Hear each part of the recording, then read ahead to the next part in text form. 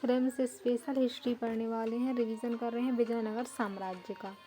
विजयनगर साम्राज्य की स्थापना 1336 ईस्वी में हरिहर एवं बुक्का नामक दो भाइयों ने की थी।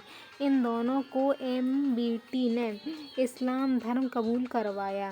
एमबीटी ने इस्लाम धर्म कबूल कराया और दक्षिण भारत में मिलने के लिए भेजा,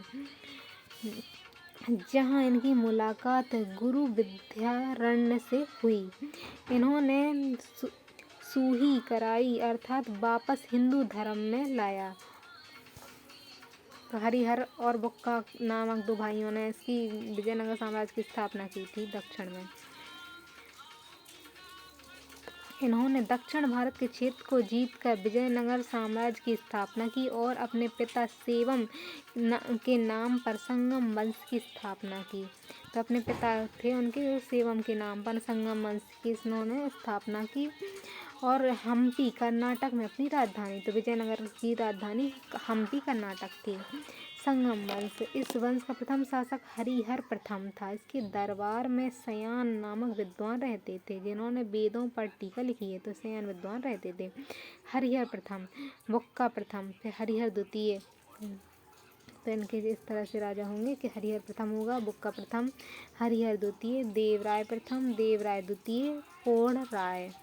तो हरिहर प्रथम जो है उनके हरिहर प्रथम के बाद इसका छोटा भाई बुक्का प्रथम शासक बना। उसने वेद मार्ग प्रतिष्ठापक की उपाधि धारण की। तो हरिहर का भाई था छोटा भाई बुक्का। इसके समय कृष्ण एवं तुंगभद्रा नदी के बीच रायचूर द्वीप पर अधिकार के लिए बहमनी साम्राज्य से युद्ध प्रारंभ हो गया। तो बहमनी जो साम्राज्य था उससे इसका युद्ध हुआ था और यह युद्ध 200 वर्षों तक चला। अतः सफलता विजयनगर साम्राज्य को ही मिली। फिर सबसे इनके समक्ष बहमनी के जो शासक थे मोहम्मद प्रथम ने आक्रमण किया। इस आक्रमण में बुक्का प्रथम पराजित हो गए थे। तो बहमनी ने आक्रमण किया था मोहम्मद प्रथम ने और बुक्का पराजित हो गए थे। देवराय प्रथम, इसने अपनी सेना में तुर्क धनुर्धरों को शामिल, तो देवराय प्रथम जो थे विजयनगर के, उन्होंने तुर्क धनुर्धरों को शामिल किया। तुंगभद्रा नदी पर नहर बनवाया ताकि सिंचाई हो सके। इसके समय बहमनी शासक फिरोज शाह बहमन ने, तो देवराय के समय फिरोज शाह बहमन ने आक्रमण किया, देवराय प्रथम को पराजित कर दिया, किंतु दोनों के बीच वैवाहिक संबंध स्थापित हो गए थे। फिर देवराय प्रथम ने अपनी सेना में मुसलमानों को ही रखा था, तो मुसलमानों को देवराय ने रखा था।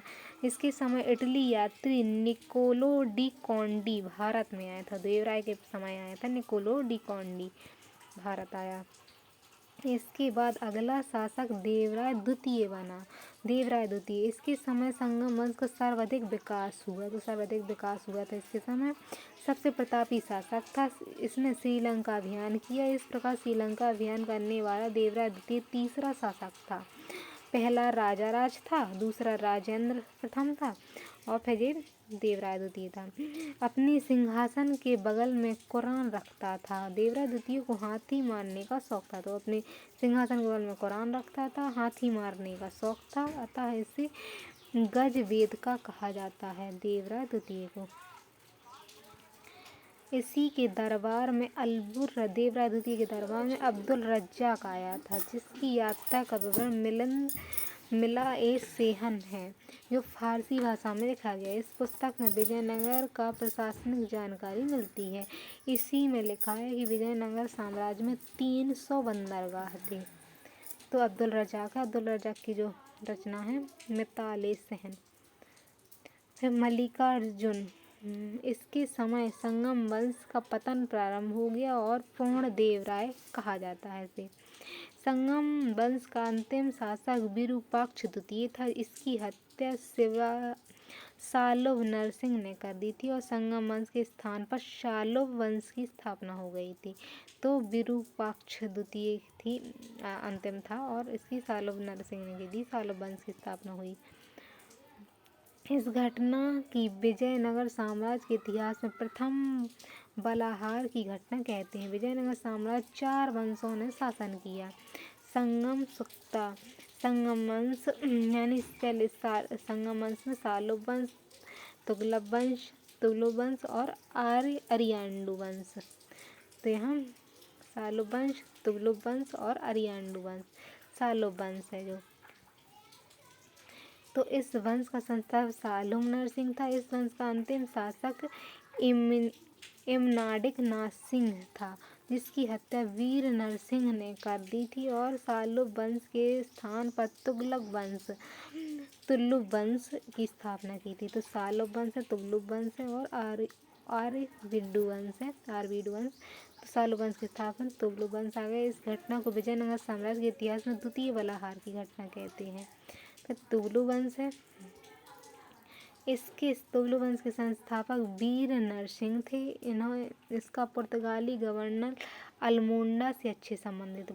पुर्तगाल के जो गवर्नर थे अल्मोंडा, उनसे अच्छा संबंध था तुगलक वंश का। 1505 में अल्मोंडा के साथ घोड़े के लिए व्यापारिक संधि की थी। तो अल्मोंडा से घोड़ों के लिए संधि की हुई थी। 1509 में वीर नरसिंह की मृत्यु हो गई। अगला शासक कृष्णदेव राय बना। तो ये तुगलक वंश के थे कृष्णदेव राय। तो कृष्णदेव राय तुगलक वंश का सबसे प्रतापी शासक था, जिसने रायचूर द्वीप पर अधिकार कर लिया। इस उपलक्ष्य में से आंध्र पितामह अभिनव भोज की उपाधि धारण की। इसने यवन राजा से स्थापनाचार्य की उपाधि धारण की। यह विद्वान था। अमुक्त माल्यद नामक पुस्तक की रचना की है। तो अमुक्त माल्यद इसने पुस्तक की रचना की। यह पुस्तक तेलुगु भाषा में है और ये संस्कृत भाषा में जामवंती कल्याणम पुस्तक है। तो तेलुगु भाषा में अमुक्त माल्यद और संस्कृत में जामवंती कल्याणम की रचना की है। अमुक्त माल्यद पुस्तक से विजयनगर के इतिहास का पता चलता है। अमुक्त माल्यद विजयनगर के इतिहास का। बाबर ने अपनी आत्मकथा तुझो के बाबरी में लिखा है कि दक्षिण भारत का सबसे शक्तिशाली शासक उस समय कृष्णदेव राय थे। कृष्णदेव राय नागपुर शहर की स्थापना की। तो नागपुर की कृष्णदेव राय ने वहाँ विट्ठल स्वामी मंदिर, हजारा मंदिर का निर्माण किया। तो विट्ठल स्वामी मंदिर कृष्णदेव राय के समय बना और हजारा मंदिर भी उन्हीं के समय बना। इस समय इटली यात्री डोमेर्गी पायस आया था। तो इटली का यात्री आया था, एक डोरमिगी पायर आया था, तथा पुर्तगाली यात्री बारबोसा आया था। तो पुर्तगाल का बारबोसा आया था, इटली का डोमिस पाया आया था और ये पुर्तगाल का बारबोसा आया था। इनका पुर्तगाली गवर्नर अल्बुकर्क के साथ अच्छा संबंध था और दरबार में तेलुगु भाषा के 8 विद्वान रहे थे। तो अल्बुकर्क से अच्छा संबंध था, पुर्तगाली था क्योंकि वो, और इन्हें संयुक्त रूप से अष्टदिग्गज कहते थे। 8 विद्वानों का अष्टदिग्गज। इस अष्टदिग्गज में सबसे प्रमुख अली पेडन्ना थे। इन्हें तेलुगु भाषा का पिता, तो अली पेडन्ना को तेलुगु भाषा का पिता कहा जाता है। इन्होंने हरि कथा मनु चरित्र नामक पुस्तक की रचना की है। इसके शासनकाल को तेलुगु साहित्य का स्वर्णकाल कहा जाता है।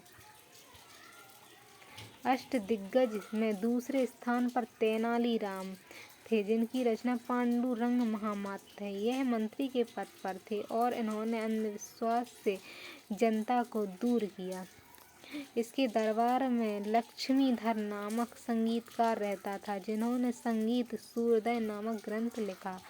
तो दरबार में लक्ष्मीधर रहते थे, संगीतकार थे जी, और इन्होंने सूर्योदय नामक ग्रंथ लिखा है।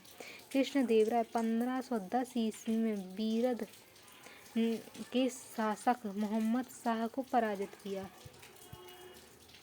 इन्होंने 1512 में रायचूर द्वीप पर गुलबर्गा के दुर्ग को भी जीत लिया। उड़ीसा के साथ प्रताप रुद्र देव से संधि कर उसकी पुत्री से विवाह किया। तो गुलबर्ग द्वीप को जीत लिया और उड़ीसा के साथ प्रताप रुद्र देव की पुत्री से विवाह किया। 1520 में कृष्णदेव राय ने गोलकुंडा को हराकर वारंगल पर अधिकार, तो गोलकुंडा को हराया और वारंगल पर अधिकार कर लिया। मात्र 10 वर्षों में कृष्णदेव राय ने अपने सभी विरोधियों को पराजित कर दक्षिण भारत में स्वयं विजयनगर की प्रभुत्ता स्थापित कर दी। 1529 में कृष्णदेव राय की मृत्यु हो गई और अगला शासक आयुचूर देव राय बना। तो कृष्णदेव राय 1529 में मृत्यु हो जाती है और आयुचूर देव राय बन जाते हैं। इसके समय पुर्तगाली यात्री ननूज भारत आया था पुर्तगाली यात्री और प्रांतों पर नियंत्रण रखने के लिए महामंडलेश्वर नामक पद बनाया गया। इसके समय ही इस वंश का बिखराव शुरू हो गया। इस वंश का अंतिम शासक सदाशिवराव था और इसका सेनापति राम राय था। तो अंतिम शासक सदाशिवराव, राम राय इसका सेनापति था। राम राय ने शासन की सारी शक्तियाँ अपने हाथ में ले ली और वह साम्राज्यवादी सेनापति था जिसने बहमनी साम्राज्य के 5 राज्य, तो साम्राज्यवादी था वो सेनापति इसका, तो बहमनी साम्राज्य के इसने 5 राज्यों जैसे बीजापुर, गोलकोंडा, बरार, बीदर, अहमदनगर, तो बीजापुर, गोलकोंडा, बरार, बीदर, अहमदनगर में फूट डालने की कोशिश की, किंतु यह विपरीत परिणाम हुआ। इसका परिणाम विपरीत पड़ा इन पर और बहमनी साम्राज्य के 5 राज्यों में से बरार को छोड़कर शेष चारों ने मिलकर 1565 में विजयनगर पर हमला किया और यह युद्ध को तो तालीकोट का युद्ध कहते हैं। उनके सिपाही के विरुद्ध हो गया, सेनापति के विरुद्ध हो गया था। यह युद्ध में विजयनगर साम्राज्य का अंत कर दिया और युद्ध के मैदान में राम राय मारा गया। सदाशिवराय ने अपना अगला सेनापति तिरुमल को बनाया, तो सेनापति जो था वो खत्म हो गया। सदाशिवराय ने अगला सेनापति तिरुमल को बनाया और तिरुमल ने सदाशिवराव की हत्या कर दी। तिरुमल को बनाया तो उसने सदाशिवराव की हत्या कर दी थी और एक नया वंश यानी आरवीडू वंश आया। आरवीडू वंश, इस वंश का संस्थापक तिरुमल था। इस वंश के अधिक दिन तक शासन नहीं कर सका और इस वंश का अंतिम शासक रंगा तृतीय को पराजित करके शिवाजी ने, रंगा तृतीय थे तो इसको शिवाजी ने उस क्षेत्र को मराठा साम्राज्य में विलय कर लिया। विजयनगर साम्राज्य को तेलुगु भाषा का स्वर्णकाल कहा जाता है। विजयनगर साम्राज्य था, 3 वंश आ गए थे इसमें। विजयनगर साम्राज्य की प्रशासनिक व्यवस्था, तो विजयनगर प्रशासनिक व्यवस्था की जानकारी कृष्णदेवराय की रचना अमूल माध्यक और अब्दुल रज्जाक की रचना से मिलती है। इस समय राजा अपने अभिषेक के समय विशेष प्रकार के यज्ञ करवाता था जिसे पट्टाभिषेक यज्ञ कहते हैं। इसके समय पूरे साम्राज्य को इन नामों से जान जाते हैं। तो इसमें केंद्र था, प्रांत मंडलों में बटा हुआ था। जिला को कोट्टम या बलनाडु कहते हैं। तहसील मेलग्राम थी, गांव था, ग्राम को और कहते हैं। कृष्णदेवराय के समय प्रांतों की संख्या कितनी? 6 थी, प्रांत 6 थे। तो आच्युदेव राय के समय प्रांतों का प्रशासनिक प्रांतपति से लेकर महाभिखंडेश्वर नामक अधिकारी को दे दिया गया था। तो आच्युदेव राय के समय प्रांतों का प्रशासन किसे दिया गया था? प्रांतपति जो था उससे लेकर महाभिखंडेश्वर नामक अधिकारी को दिया था। कृष्णदेवराय ने नायंगर व्यवस्था लाया जिसके तहत अधिकारियों को नगद वेतन के स्थान पर भूमि दिया जाता था, तो भूमि दी जाती थी। यह गुप्तकालीन सामंती व्यवस्था तथा दिल्ली सल्तनत के इक्तावस्था के समान थे। इस समय सैनिकों को दान में दी गई भूमि का अमृत भूमि कहा जाता था। सैनिकों को दी गई भूमि को अमर भूमि, इस भूमि को प्राप्त करने वाले अमरनायक कहा जाता था। मंदिर में दान दी गई भूमि को देवभूमि कहा जाता था।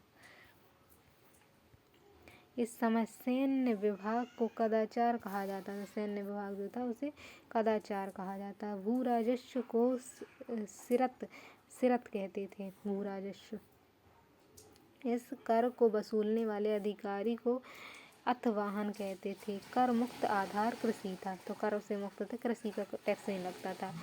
इस समय 4 प्रकार की भूमि का प्रचलन था। सिंचित भूमि, बागवानी भूमि, जैसे सिंचित में ये सबसे उपजाऊ भूमि थी, यहाँ बिना किसी सिंचाई साधन के अच्छी फसल हो सकती थी। सर्वाधिक टैक्स सिंचित भूमि पर था। बागवानी, इस भूमि पर बागवानी फसलें, मसाले की खेती आदि की जाती है, टैक्स सिंचित भूमि था। और टैक्स इस पर कम था। लेकिन और भूमि, वैसी भूमि जिस पर प्रति वर्ष कृषि नहीं होती लेकिन अधिकतर समय सूखाग्रस्त होता है, इस समय टैक्स कम होता था। ऊसर भूमि, फिर जंगली वनभूमि, इस भूमि का अधिकांश भाग वन का विस्तार था, कृषि का न के बराबर होता है, ऐसी भूमि को नो टैक्स, जंगल भूमि पर टैक्स नहीं लगता था। इस समय दासों की खरीद बिक्री के लिए बेसबाग नामक बाजार होता था। दासों की खरीद बिक्री होती थी इसमें, और बेसबाग नामक बाजार होता था। विजयनगर की सर्वाधिक प्रसिद्ध सिक्का स्वर्ण का विहार था, जो 52 ग्रेन का होता था। इसे पेगोडा कहा जाता है। तो विजयनगर साम्राज्य की सर्वाधिक प्रसिद्ध सिक्का जो है स्वर्ण, सर्वाधिक प्रसिद्ध सिक्का स्वर्ण था और 52 ग्रेन का होता था। चांदी के छोटे सिक्कों को तार कहा जाता है। चांदी के छोटे सिक्के होते थे, सिक्के को तार कहा जाता है।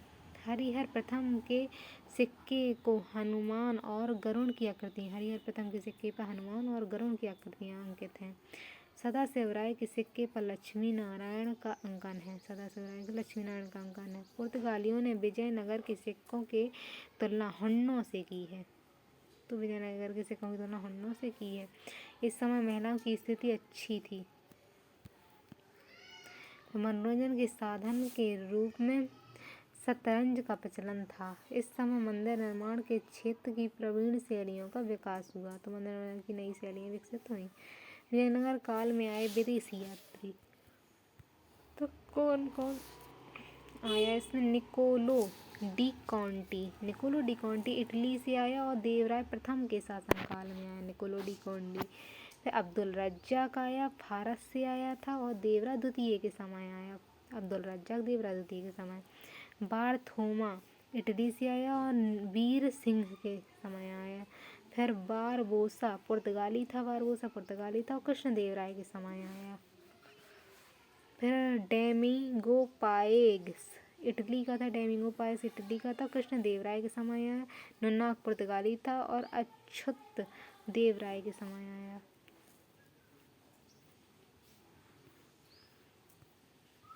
तो अब बहमनी साम्राज्य है। तो इससे यहाँ तक नीचे वाला क्षेत्र जो है ये विजयनगर साम्राज्य है। इसके ऊपर वाला जो क्षेत्र है वो बहमनी साम्राज्य है।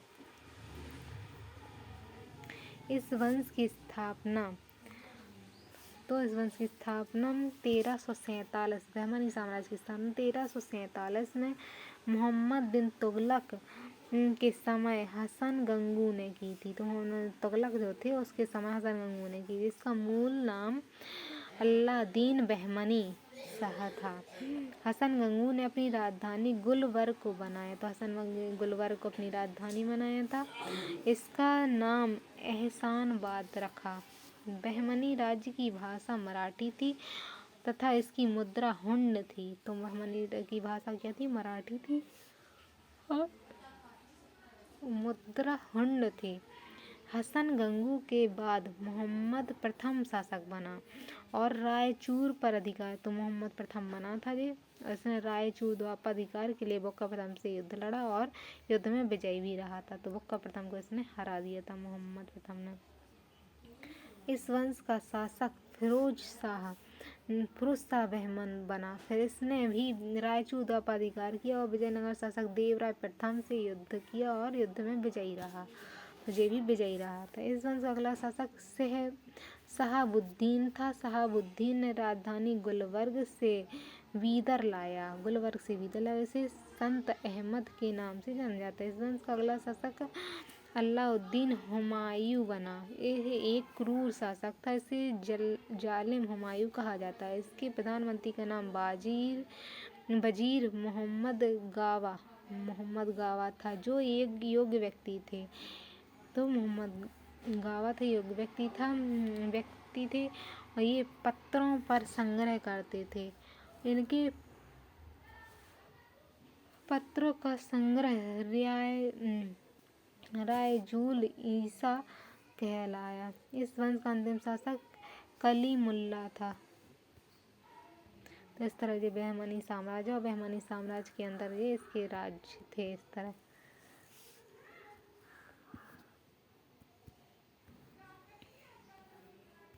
इसी समय बहमनी साम्राज्य 5 भागों में बट गया था। बीजापुर, अहमदनगर, बरार, गोलकुंडा और बीदर। तो बीजापुर, अहमद, बरार, गोलकुंडा और बीदर में बटा था।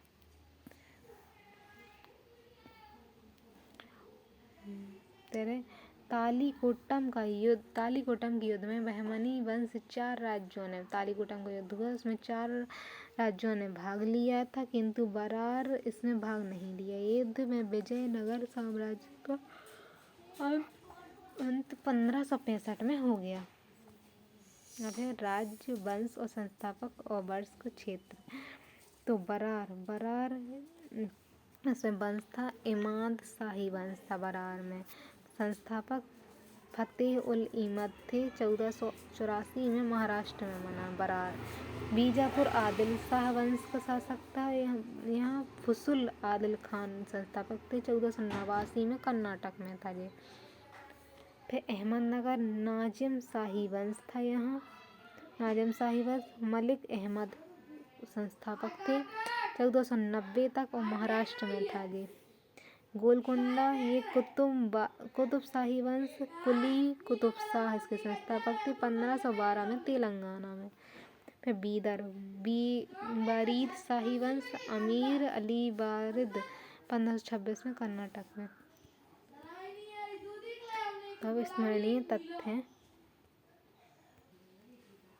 हरिहर बुक्का को विजयनगर साम्राज्य की स्थापना की प्रेरणा गुरु विद्याधर वंदे वेदों के प्रसिद्ध भास्कर सारण से मिली थी। गुरु विद्याधर से मिली थी उन्हें प्रेरणा। हम्पी हस्तनावती जो कर्नाटक प्रांत में स्थित है विजयनगर की प्राचीन राजधानी को प्रतिनिधित्व करता है। हम्पी विजयनगर की प्राचीन राजधानी थी। कृष्णदेवराय के अष्टदिग्गज तेलुगु कवि के पेडन्ना सर्वप्रमुख हैं और जो संस्कृत तेलुगु दोनों भाषाओं का ज्ञान रखते थे। तो को पेडन्ना। पुर्तगाली यात्री डोमिंगो पायस ने विजयनगर के नगरों एवं शासक की काफी प्रशंसा की। उसके अनुसार कृष्णदेवराय महान शासक और न्यायप्रिय था। तो पायस देवराय द्वितीय साहित्य का महत्व संरक्षक था और स्वयं संस्कृत का एक प्रकांड विद्वान था। देवराय द्वितीय तो महान संरक्षक और संस्कृत का भी विद्वान था। उसने दो संस्कृत ग्रंथों महानाटक और सुधानिधि बादरायण के ब्रह्मसूत्र पर टीका लिखी है। फिर फारसी यात्री अब्दुल रज्जाक भारत में देवराय द्वितीय के शासन में। तो अब्दुल रज्जाक जो आए वो देवराय द्वितीय की तरफ समय आए। 26 जनवरी 1956 विजयनगर दक्षिण की संयुक्त सेना के बीच विजयनगर साम्राज्य और दक्षिण की संयुक्त सेना के बीच तोलीकोट का युद्ध हुआ तालीकोट का। और इसमें प्रत्यक्षदर्शी सेवेल था। अचूर्त देवराय ने नायकों की उस श्रृंखला को रोकने के लिए महामंडलेश्वर नामक अधिकारी को नियुक्त किया। विजयनगर साम्राज्य में शिष्य नामक भूमिकर राजकीय आय का स्रोत था। केंद्रीय राजस्व विभाग 8 बने के नाम से जाना जाता था। विजयनगर साम्राज्य में चींटियों के समतुल्य व्यापार करने वाले दस्कर वर्ग के लोगों को वीर पंचाल कहा जाता है। इस समय खेत में लगे कृषक मजदूरों को कूदी कहा जाता था। भूमि के क्रय विक्रय के साथ कूदी का भी स्थानांतरण होता था। गोलकुंडा का युद्ध विजयनगर के राजा कृष्णदेवराय कुली और कुतुब शाह के बीच लड़ा गया। विजयनगर साम्राज्य में भू-राजस्व की ही राजकीय आय का प्रमुख भू-राजस्व को राजकीय आय का साधन था। भू-राजस्व वित्तीय व्यवस्था की मुख्य विशेषता थी। फिर भंडाराबाद ग्राम, इसे ग्राम को कहा जाता है। इसकी भूमि राज्य के प्रत्यक्ष नियंत्रण में थी। तो भंडारा ग्राम था, इसकी भूमि राज्य के जो है प्रत्यक्ष नियंत्रण में थी। इन ग्रामों में सीधे किसान राज्य को कर देते थे। फिर अल्लासानी पेडन्ना, कृष्णदेवराय के अष्टदिग्गज कवियों में प्रमुख थे अल्लासानी पेडन्ना। उन्होंने मनुकारिता की रचना की है। उन्होंने आंध्र प्रदेश कविता का पिता कहा जाता है। कृष्णदेवराय तेलुगु में अलुन्मालक और संस्कृत में जामंती कल्याणम और उषा पर्णीय नामक ग्रंथ की रचना की है। सदाशिवराय के अभिलेखों में सूचना मिलती है कि उसने अपने शासनकाल में नाइयों को व्यवसाय कर से मुक्त कर दिया था। नाइयों को विजयनगर काल में, तो विजयनगर जो काल है, विजयनगर काल में नायकों को न्याय करने वाले को दंडकारण्य कहा जाता था और अधिकांशतः वे ब्राह्मण होते थे। नायंगर व्यवस्था सबसे अधिक तमिलनाडु में प्रचलित थी। MCQ क्वेश्चन है, 1336 ईस्वी में किसने स्वतंत्र विजयनगर साम्राज्य की स्थापना की? हरिहर बुक्का ने। ईरानी राजदूत अब्दुल रज्जाक, ईरान का था। अब्दुल रज्जाक 1443 में किसके शासनकाल में विजयनगर की यात्रा की? देवराय द्वितीय के। हजारी स्वामी मंदिर का निर्माण विजयनगर शासन के किस शासक ने करवाया? तो कृष्णदेवराय द्वितीय ने हजारी स्वामी मंदिर। विजयनगर का पहला शासक जिसने बहमनियों से गोवा को छीना? हरिहर द्वितीय। विजयनगर शासक जिसने बहमनियों से गोवा को छीना तो हरिहर द्वितीय। कृष्णदेवराय ने गोलकुंडा का युद्ध किसके साथ लड़ा? तो कुली कुतुब शाह। कृष्णदेवराय के दरबार में अष्टदिग्गज थे 8 तेलुगु कवि। कृष्णदेवराय ने स्थापना की थी नागपुर नगर की। वैदिक ग्रंथों में भाष्यकार सायण को संरक्षण प्राप्त था विजयनगर राजाओं का। तो वैदिक ग्रंथों में भाष्यकार सायण को संरक्षण प्राप्त था विजयनगर राजाओं का। अब्दुल रज्जाक ने विजयनगर की यात्रा की थी। अब्दुल रज्जाक ने कब की थी? तो देवराय द्वितीय के राजकाल में अब्दुल रज्जाक आए थे। 1565 में प्रसिद्ध युद्ध हुआ था। 65 में तालीकोटा का युद्ध हुआ था। वह स्थान जहाँ खंडर विजयनगर की प्राचीन राजधानी का प्रतिनिधित्व है हम्पी। विजयनगर साम्राज्य की स्थापना हरिहर बुक्का ने की थी। विजयनगर साम्राज्य के सबसे प्रभावशाली शासक कृष्णदेवराय थे। कृष्णदेवराय ने किस के साथ महत्वपूर्ण संबंध? तो पुर्तगालियों से। विजयनगर किस नदी के तट पर? तो तुंगभद्रा के। बहमनी राजधानी क्या थी? तो गुलबर्ग थी। विजयनगर के महान साम्राज्य के अवशेष कहाँ पाए जाते? तो हम्पी में। विजयनगर का प्रथम शासक कौन था जिसने पुर्तगालियों से संधि की? तो कृष्णदेवराय ने। कृष्णदेवराय किसके समकालीन थी? तो बाबर के समकालीन थे।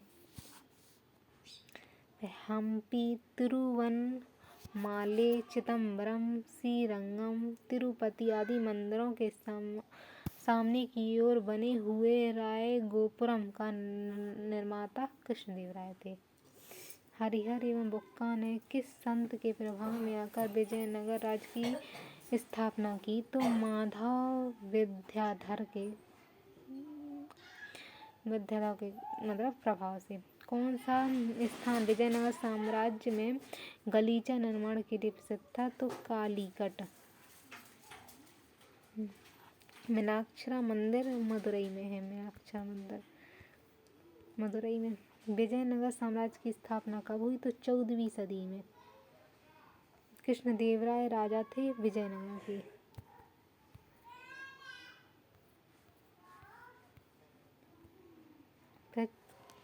चार मीनार का निर्माण किसने कराया? तो कुली कुतुब शाह ने चार मीनार का गोलकुंडा कहाँ स्थित है? तो हैदराबाद में गोलकुंडा है। हम्पी का खुला संग्रहालय किस राज्य में है? कर्नाटक में है। किस संगम वंशी शासक को कोण देवराय कहा? तो कृष्णदेवराय द्वितीय को। विजयनगर साम्राज्य की वित्तीय व्यवस्था मुख्यतः विशेषता क्या है? तो भू राजस्व थी, भू राजस्व वित्त व्यवस्था चलती थी उनकी।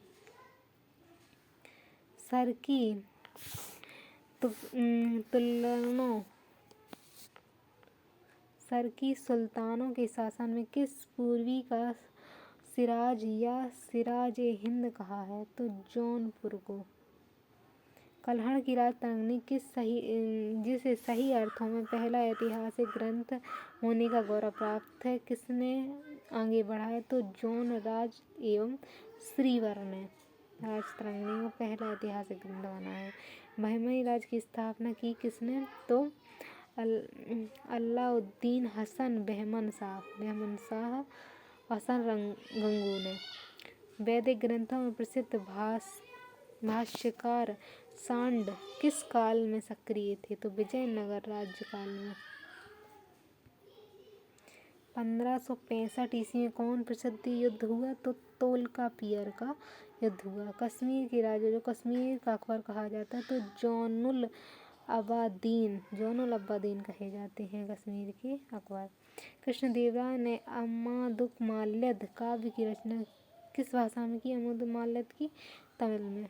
विजयनगर किस शासन को आंध्र पिता? तो कृष्णदेवराय को कहा जाता है। किस शासन में तेलुगु साहित्य का क्लासिकल युग माना जाता है? तो कृष्णदेवराय के काल को माना जाता है। बहमनी साम्राज्य किसने चरम पुष्कर पर पहुंचा? तो महमूद गावा के नेतृत्व में बहमनी साम्राज्य चरम पुष्कर था। टोडरमल का पूर्वगामी किसे कहा जाता है? तो महमूद गावा को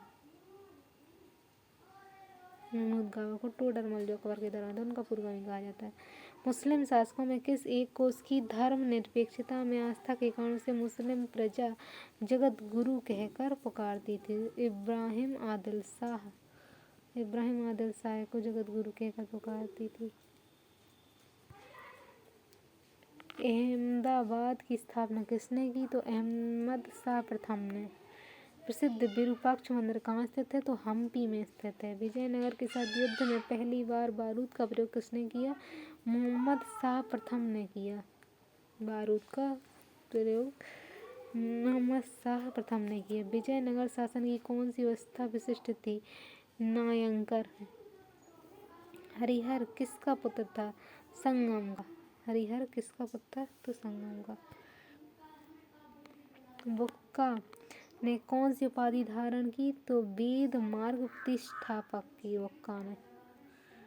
पांडुरंगन महामात की रचना है? तो नेताली राम कृष्ण ने। तेलुगु भाषा में अमुक्तमाल्यद पुस्तक किसने? कृष्णदेवराय ने लिखी। अभी भक्ति आंदोलन 600 ईस्वी से 800 ईस्वी तक चले। तो 2 सालों तक ये भक्ति आंदोलन है। पूर्वी मध्य काल में भक्ति आंदोलन दक्षिण भारत में वर्ण व्यवस्था तथा छुआछूत के कारण अत्यधिक फैल गई थी। तो पूर्व मध्य काल में भक्ति आंदोलन हुए, दक्षिण भारत में वर्ण व्यवस्था आ गई थी और छुआछूत भी एक कारण और भी उत्पन्न हुई थी। यहाँ भक्ति आंदोलन का प्रारंभ हुआ। भक्ति आंदोलन की शुरुआत सर्वप्रथम नयनार संतों ने की और इस आंदोलन की शुरुआत करने का श्रेय अलवर संतों को भी जाता है। तो नयनार और अलवर संतों द्वारा प्रारंभ किया गया था। भक्ति आंदोलन का एक सुदृढ़ स्वरूप देने का श्रेय शंकराचार्य को है। शंकराचार्य ने अद्वैतवाद का मत दिया और कहा कि संसार झूठा है, ब्रह्म सत्य है। इन्होंने स्मृति संप्रदाय की स्थापना की। स्मृति संप्रदाय। शंकराचार्य ने दक्षिण में भक्ति के आंदोलन को बौद्ध और जैन धर्म के प्रभाव से कम करने के लिए किया। उन्होंने अपने विचारों के प्रसार के भारत को 4 दिशाओं में पीठ निर्माण किया। उत्तर में ज्योतिषपीठ बद्रीनाथ उत्तराखंड में है, दक्षिण में श्रृंगेरी पीठ मैसूर कर्नाटक में है, पूर्व में गोवर्धन पीठ उत्तरी उड़ीसा में है। पश्चिम में शारदा पीठ द्वारिका गुजरात में है। ज्योतिर्मठ में उत्तर में बद्रीनाथ, दक्षिण में शारदा मठ द्वारिका गुजरात। श्रृंगेरी मठ मैसूर कर्नाटक में है, ये दक्षिण में है। और ये गोवर्धन मठ पुरी उड़ीसा में पूरब में, ये पश्चिम वाली है और ये दक्षिण वाली है। 12वीं सदी में शंकराचार्य के मत को कई विद्वानों ने काट दिया और माधवाचार्य ने द्वैतवाद का मत दिया और ब्रह्म समाज की स्थापना की।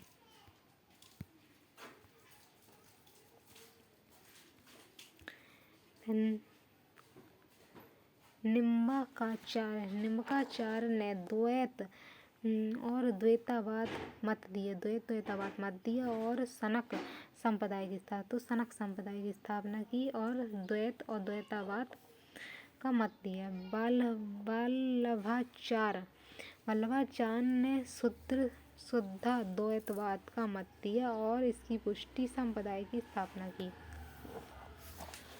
फिर रामानुजाचार्य ने विशिष्टता द्वैतवाद, तो वल्लभाचार्य ने शुद्धता द्वैतवाद, निम्बांकराचार्य ने द्वैतवाद, रामानुजाचार्य ने विशिष्ट द्वैतवाद का मत दिया और श्री गणेश की स्थापना की। आरंभ में भक्ति आंदोलन दक्षिण तक सीमित था और भक्ति आंदोलन को उत्तर लाने का श्रेय रामानंद को उत्तर लाने का श्रेय जाता है। रामानंद ने अपना उपदेश हिंदी में देना प्रारंभ किया। 16वीं सदी में भक्ति आंदोलन अपने चरम उत्कर्ष पर पहुंच गया था। उत्तर भारत का भक्ति आंदोलन ऊंच नीच छूत के विरुद्ध था। उत्तर भारत में जो आंदोलन था वो छूत के विरुद्ध था। भारत का भक्ति आंदोलन 2 भागों में बटा। भक्ति आंदोलन में सद्गुण भक्ति और निर्गुण भक्ति इस तरह से था। सद्गुण भक्ति के केंद्र में राम और कृष्ण थे। निर्गुण भक्ति में संत और सूफी थे। सगुण भक्ति, इस भक्ति के भक्त भगवान को एक विशेष रूप देते थे। जिस भगवान की मूर्तियाँ बनती थी, चित्र बनते थे, उसकी पूजा करते थे। सद्गुण भक्ति 2 भागों में राम और कृष्ण भक्ति में बट गई थी। तो राम भक्ति शाखा, इस शाखा के भक्त राम की आराधना करते थे। इस शाखा के प्रमुख भक्त तुलसीदास थे। इन्होंने अवधी भाषा में रामचरित की स्थापना की। अन्य प्रमुख रचना कवितावली, दोहावली, विनय पत्रिका ये अकबर के समकालीन थे। अकबर ने नवरत्न में शामिल करने का प्रस्ताव दिया, लेकिन उन्होंने प्रस्ताव को रिजेक्ट कर दिया। दक्षिण भारत में राम भक्ति को फैलाने का कार्य दक्षिण भारत में त्यागराज ने किया। तो कृष्ण भक्ति शाखा, इस शाखा के सारे भक्त कृष्ण भगवान की आराधना करते थे। कृष्ण भगवान सबसे प्रमुख संत विट्ठल स्वामी, तो प्रमुख संत इसके कौन है? विट्ठल स्वामी इसके प्रमुख संत हैं और ये 8 शिष्यों को शिक्षा दी है। संयुक्त रूप से अष्टछाप कहा जाता है, अष्टछाप कहा गया है इन्हें। अष्टछाप में सबसे प्रमुख शिष्य सूरदास थे। तो सबसे अष्टछाप में सूरदास प्रमुख शिष्य थे। सूरदास की रचना सूर सागर प्रमुख है। इसके प्रमुख महिला कृष्ण भक्ति मीरा, महिलाओं में मीरा है और सूरदास है। महाराष्ट्र में कृष्ण भक्ति को एक साथ तुकाराम, एकनाथ, तुकाराम इत्यादि ने फैलाया। महाराष्ट्र में तुकाराम ने फैलाया। तुकाराम शिवाजी के समकालीन थे। तो तुकाराम किसके? शिवाजी के समकालीन थे। गुजरात के क्षेत्र में कृष्ण भक्ति का प्रचार नरसिंह मेहता, गुजरात में किसने कराया? तो गुजरात क्षेत्र में नरसिंह मेहता ने कराया। गुजरात में नरसिंह मेहता ने इसकी कविता वैष्णव जन को तो ताने बाने कही है।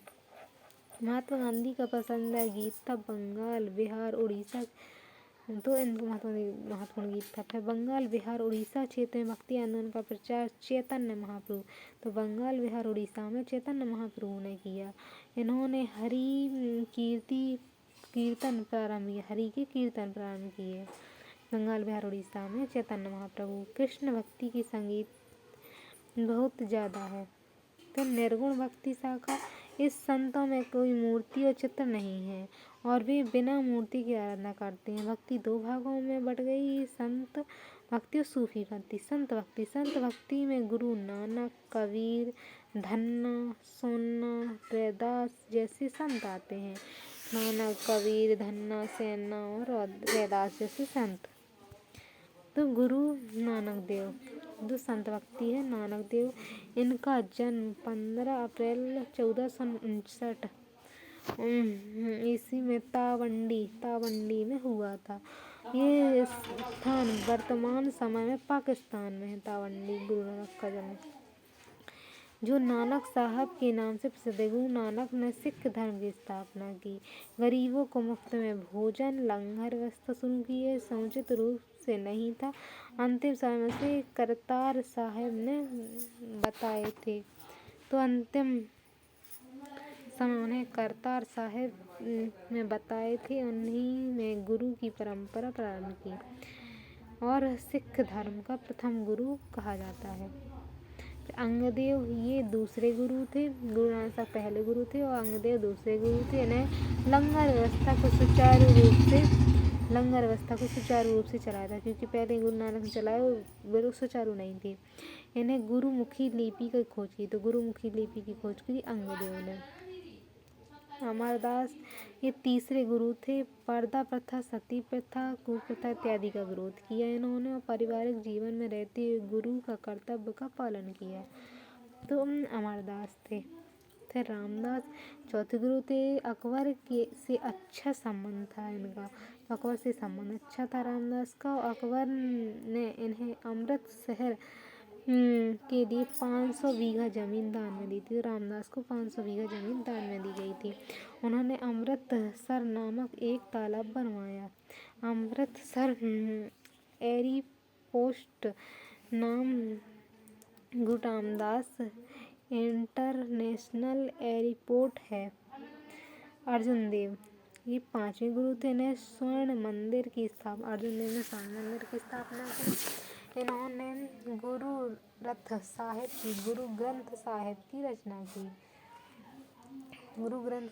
की रचना की थी। ये इसलिए इन्हें आदि ग्रंथ भी कहते हैं। इसके समय से ही गुरु का पद वंशानुगत हो गया। इन्होंने जागीर के विद्रोही पुत्र जहांगीर के विद्रोही पुत्र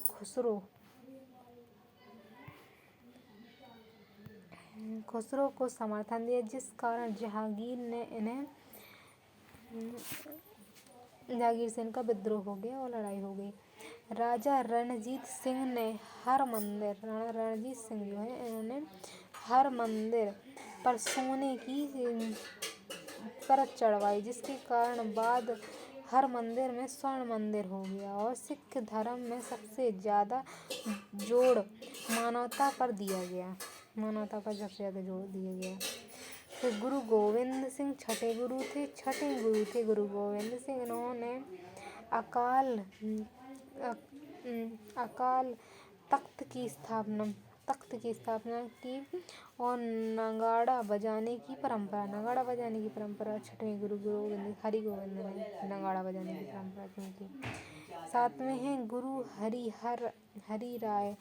ये सातवें गुरु थे। मुगल बादशाह दारा सिकोहा ने अच्छा संबंध था। दारा सिकोहा से इनका गुरु हरि राय से दारा सिकोहा का अच्छा संबंध था। गुरु हरि कृष्ण ये आठवें गुरु थे। इनका कार्यकाल बहुत छोटा था। गुरु हरि कृष्ण का कार्यकाल छोटा था। मृत्यु चेचक के कारण हो गई थी, तो चेचक कारण की मृत्यु हो गई थी। और नौवें गुरु तेग बहादुर नौवें गुरु थे।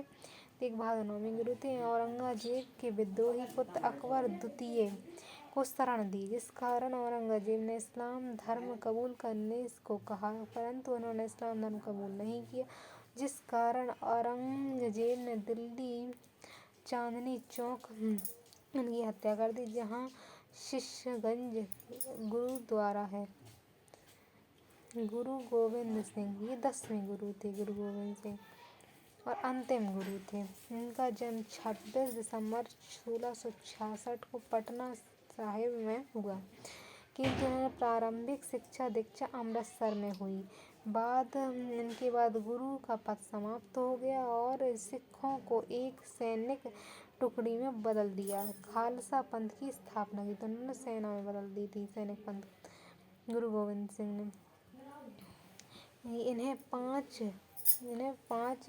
कारोबार की स्थापना की। 5 कारोबार इस प्रकार हैं: केश, कंध, कृपाण, काक्ष और कांडा रखना अनिवार्य कर दिया। इन्होंने कहा कि सिख अपनी बाल कभी नहीं दिखाएंगे। उन्होंने मुगलों का मुंह तोड़ जवाब दिया। इसके समय गुरु का पद समाप्त हो गया। इनका कहना था कि चिड़िया नु में बाज लड़ावा, गिद्दड़ नु में शेर बनावा, 1.25 लाख नु एक लड़ावा, तब गोविंद सिंह नाम कहावा। 1705 में औरंगजेब के कहने पर बुलखान नामक व्यापारी ने महाराष्ट्र के नांदेड़ में गुरु गोविंद सिंह की हत्या कर दी। तो औरंगजेब के कहने पर गोविंद सिंह की मृत्यु के बाद सबसे बड़ा सिख युद्ध हुआ। बहादुर सिख योद्धा बंदा बहादुर था। तो सिख का जो योद्धा था वो बंदा बहादुर था, जिन्होंने हजारों की संख्या मुगलों सैनिकों को मौत के घाट उतार दिया। औरंगजेब के इशारे पर बंदा बहादुर की हत्या करा दी गई और बाद में सिख धर्म छोटे छोटे टुकड़ों में बट गया। तो मिसाल करते हैं कि सबसे प्रमुख, तो ये छोटे छोटे टुकड़ों में बटा गया जिसे मिसल कहते हैं। सबसे प्रमुख सुख चिकित्सा मिसल था, जिसे राजा रणजीत सिंह आते थे। इन्हें स्वर्ण मंदिर के दीवारों पर सोने की परत चढ़ाई थी। सिख तीन कैटेगरी होती हैं: जट, ज्ञानी और सरदार, क्रमशः सनी देवल, भाग मिथिला आदि मनमोहन सिंह। संत भक्ति के कुछ अन्य भक्त हैं तो दादू गुजरात में, रामानुजाचार्य तमिलनाडु में, रामानंद इलाहाबाद में, रामानुजाचार्य तमिलनाडु में और दादू गुजरात में संत थे ये। के बाद जी रामानंद पहली बार उपदेशों के हिंदी के देना प्रारंभ किया। हिंदी में उपदेश रामानंद ने देना प्रारंभ किया हिंदी में। और राम और सीता के उपासक थे। इन्होंने कुछ प्रमुख शिष्य थे जो अलग अलग जाति के थे। दो महिला शिष्या पद्मावती और सुरुचि हैं। रैदास वे चमार और मोची जाति के थे। इन्होंने संतों का संत कहा जाता है रैदास को। कबीर जुल्लाहा, इसको मानने वालों को कबीर पंथी कहा जाता है। कबीर जुल्लाहा थे। रैदास मोची थे, क्वेश्चन आ चुका है। कबीर जुल्लाहा थे, रैदास मोची थे और रामानंद के थे हिंदी भाषा के वो थे। इन्होंने दोहा बीजक पुस्तक में लिखे हैं। तो कबीर जुल्लाहा थे और पुस्तक में लिखे हैं। ये स्कंद लोदी समकालीन थे। प्रमुख शिष्य कौन है? तो धन्ना जाट थे, सेना नाई, साधना कसाई, पीपा राजपूत थे। सूफी भक्ति, ये सूफी भक्ति है यहाँ से। तो ये सूफी संप्रदाय है।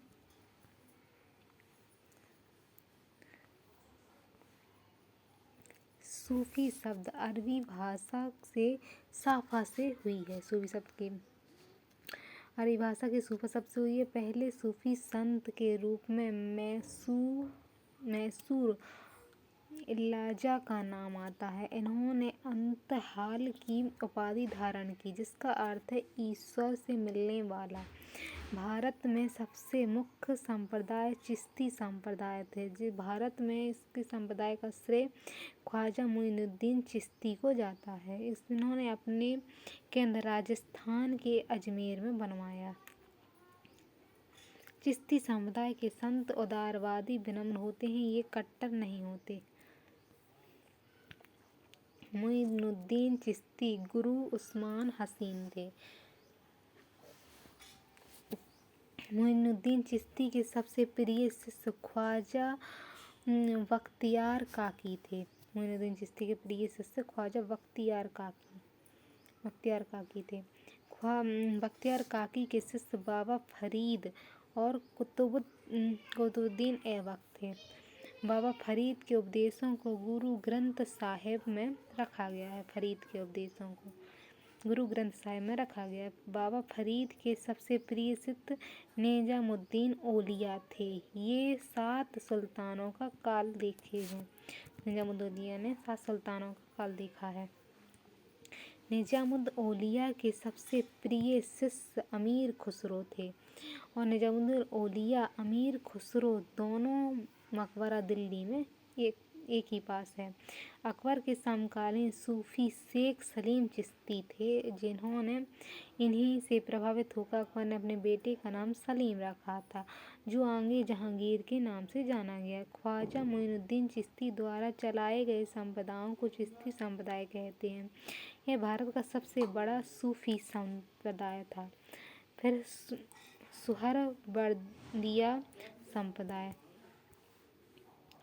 सुहरवर्दिया संप्रदाय इस संप्रदाय के संस्थापक श्री बहरुद्दीन जाकरिया को जाता है। इन्होंने पाकिस्तान के मुल्तान को बनाया था। इसकी शाखा सूफी कठोर व्रत का पालन नहीं करते बल्कि सामान्य जीवन जीते हैं। फिर दोसी संप्रदाय। इस संप्रदाय की स्थापना का श्रेय याहिया मोरैनी को जाता है। इन्होंने अपने केंद्र बिहार के मनेर शरीफ को बनाया था। बिहार में सबसे प्रचलित फिरदौसी थे। बिहार को बनवाया था इन्होंने।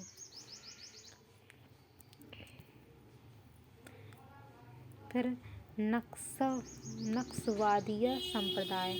नक्शवादी संप्रदाय के संस्थापक बाकी बिलाह थे और संप्रदाय को सूफी कठोर व्रत का पालन करते थे। तो एक नाकिया बिलाह कठोर व्रत पालन करते थे, कट्टर थे।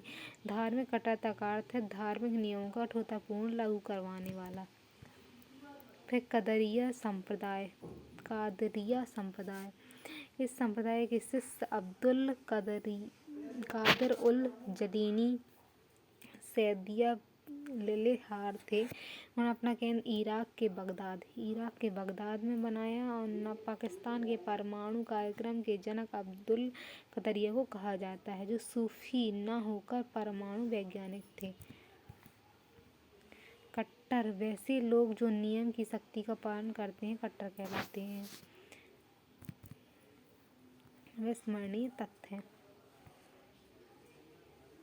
8वीं सदी में तमिल प्रदेश में अलवर और नैनार संतों द्वारा भक्ति मार्ग के माध्यम से शैव वैष्णव धर्म का प्रसार किया। तो अलवर नैनार संत होते, अलवर और नैनार संत, इन्होंने शैव और वैष्णव धर्म का प्रसार किया। और अलवरों में एकमात्र महिला अंडाल थी, अलवर की थी जी। फिर कुलशेखर प्रमुख अलवर संत थे। कुलशेखर अलवर संत थे जो संत बनने से पूर्व टावनकोरा यानी मालाबार के राजा थे। उन्होंने पेरुमाल और तिरुमूली नामक भक्ति गीत की रचना की है। रामानुजाचार्य तो ये वेदांत सार, वेदार्थ संग्रह, ब्रह्मसूत्र भाष्य तथा भगवत गीता पर टीका की रचना की है।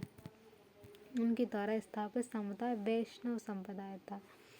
फिर निम्बार्काचार्य का जन्म 1165 ईस्वी में मद्रास के बल्लारी जिले में हुआ। इनका संप्रदाय सन्नक संप्रदाय के नाम से विख्यात है। इनका मुख्य उद्देश्य राधा कृष्ण की उपासना करना था।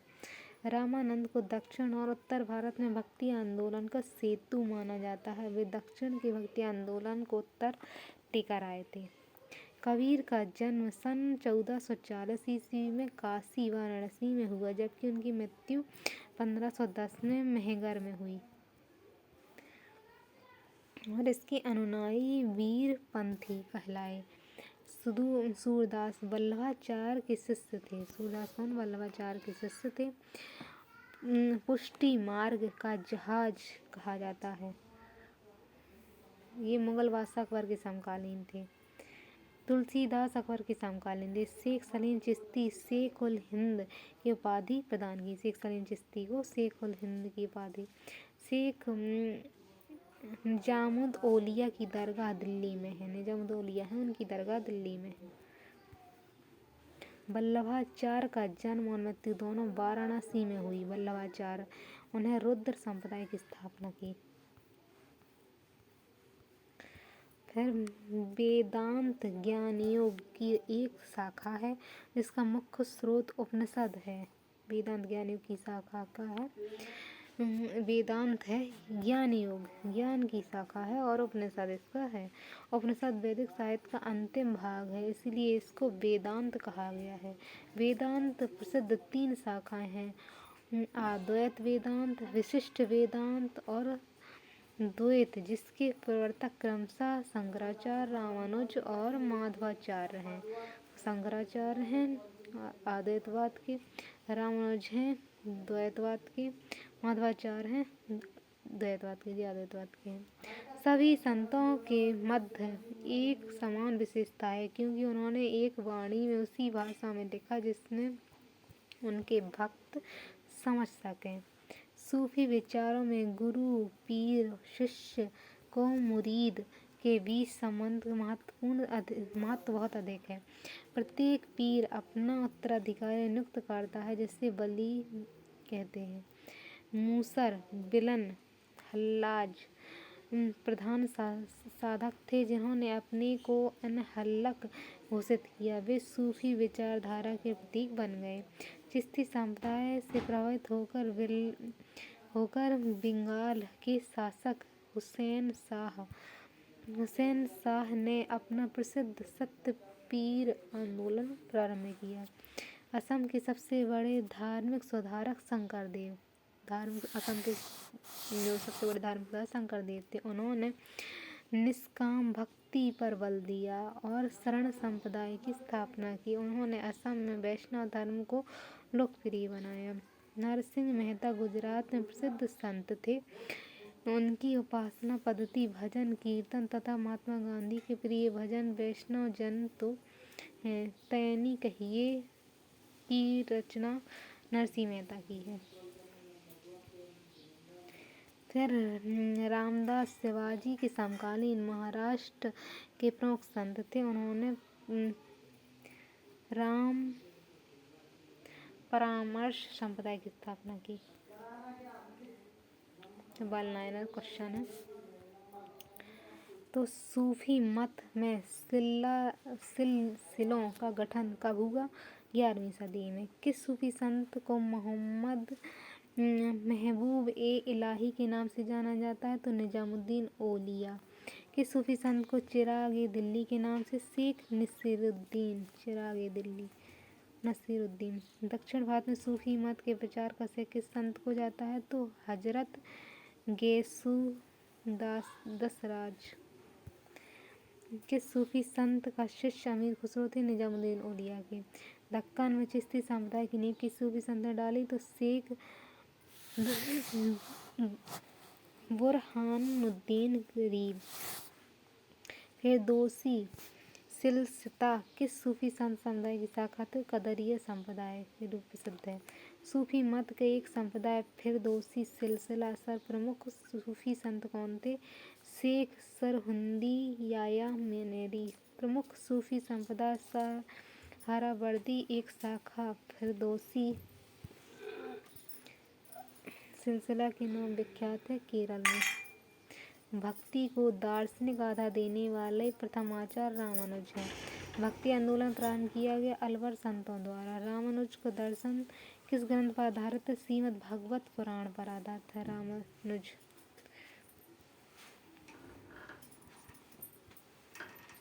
भक्ति आंदोलन के काल में अष्टछाप संप्रदाय आंदोलन की सर्वाधिक लोकप्रियता किस राज्य में है?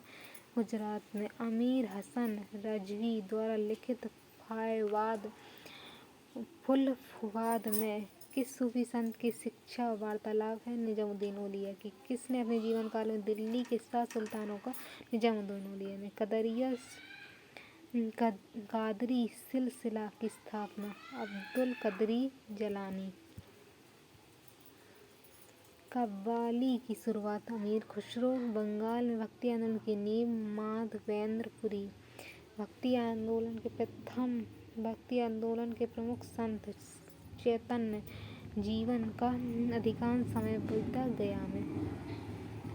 भारतीय परंपरा में भक्तिवाद प्रथमतः किस युग में स्पष्ट हुआ?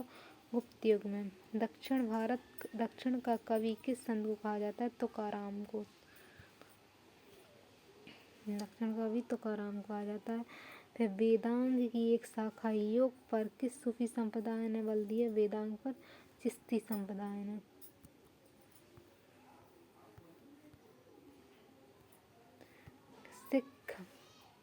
सिख के आदि ग्रंथ में चिश्ती संत की रचनाएं संकलित हैं। बाबा फरीद की मुगल शाह बाबर के भारत में किस संप्रदाय को लोकप्रिय बनाने में रुचि ली? तो नक्शबंदी। द्वैतवाद के संस्थापक निम्बकाचार्य। भक्ति आंदोलन का विकास सर्वप्रथम कहाँ? दक्षिण भारत में। शुद्ध द्वैतवाद का श्रेय किसको जाता है? शुद्ध द्वैतवाद वल्लभाचार्य। भक्ति आंदोलन को दार्शनिक आधार, तो दार्शनिक आधार आचार्य रामानुज को। अद्वैत संप्रदाय की स्थापना कैसे? शंकराचार्य को। विशिष्टता द्वैतवाद संप्रदाय, तो रामानुजाचार्य को। भक्ति आंदोलन को दक्षिण भारत में कौन फैलाया? रामानंद। कोई व्यक्ति जिस व्यक्ति से उसका धर्म, संप्रदाय या जाति ना पूछे उसका कथन है रामानंद का। मीराबाई की संस्कृति, तो सिसोदिया वंश। किस चोल शासक ने रामानुज को दंड देने की धमकी दी? तो कोलोतुंग प्रथम ने। विष्णु के अवतार के रूप में अनुयायियों द्वारा कौन सा भक्ति संत प्रतिष्ठित किया गया? चैतन्य। तुलसीदास द्वारा विरचित रामचरितमानस किस क्षेत्र अवधि में? भक्ति आंदोलन किस संत के विभिन्न जातियों में संबंधित है? 12 शिष्य थे, तो रामानंद। कबीर शिष्य थे रामानंद के। कबीर शिष्य थे तो रामानंद के। महापुरम वल्लभाचार्य की प्रथम जन्मस्थली चंपारण में है। वल्लभाचार्य की जन्मस्थली चंपारण। पुष्टि मार्ग के संस्थापक हैं वल्लभाचार्य। वल्लभाचार्य किसके उपासक थे? तो कृष्ण के। शुद्ध अद्वैत का प्रतिपादन वल्लभाचार्य ने। बंगाल भक्ति आंदोलन को लोकप्रिय चैतन्य ने मनाया। सूफी मत का सबसे संबंध किससे है? रहस्यवाद से है। भारत में स्थित सूफी संप्रदाय में सर्वाधिक लोकप्रिय संप्रदाय चिश्ती है। भारत में चिश्ती संप्रदाय की स्थापना किसने की? तो ख्वाजा मोइनुद्दीन चिश्ती ने। ख्वाजा मोइनुद्दीन चिश्ती की दरगाह कहाँ? तो अजमेर में। सूफी संतों में कौन गज शंकर या बाबा फरीद के नाम से लोकप्रिय है? फरुद्दीन मसूद।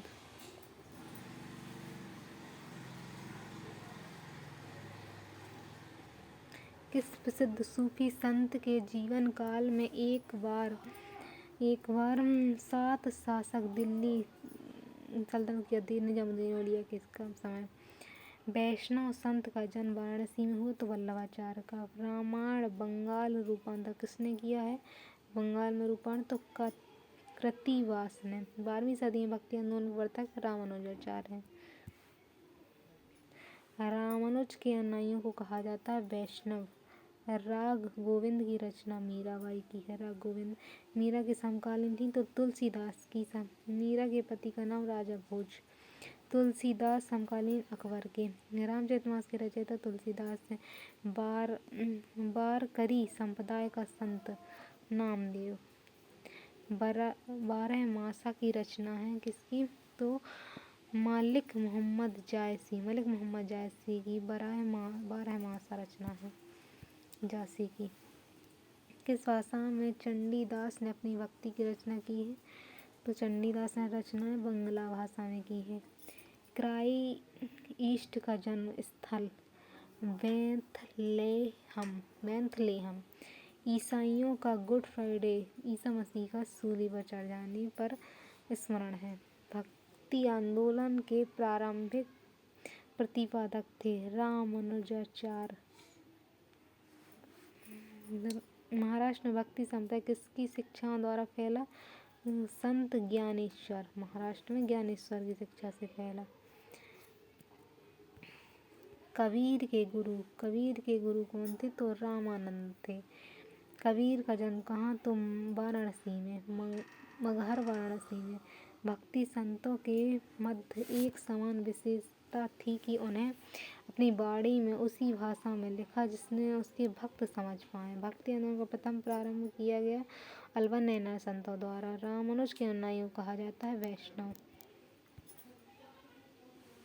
आदि शंकर जो बाद में शंकराचार्य बने, उनका जन्म पश्चिम बंगाल में हुआ था। बीजक कबीर की रचना है। भक्ति रस सावित्री मीराबाई थी और राजपूत शासकों की पत्नी थी। चैतन्य महाप्रभु संप्रदाय थे तो गौड़ीयक संप्रदाय से थे। चैतन्य महाप्रभु गौड़िक संप्रदाय। पुष्टि मार्ग के दर्शन की स्थापना वल्लभाचार्य ने। किस संत ने ईश्वर को अपने पास अनुभव के लिए नृत्य एवं गीतों को माध्यम बनाया? चैतन्य महाप्रभु ने। अद्वैतवाद के सिद्धांत के प्रतिपादक कौन थे? शंकराचार्य। गीत गोविंद के रचयिता जयदेव।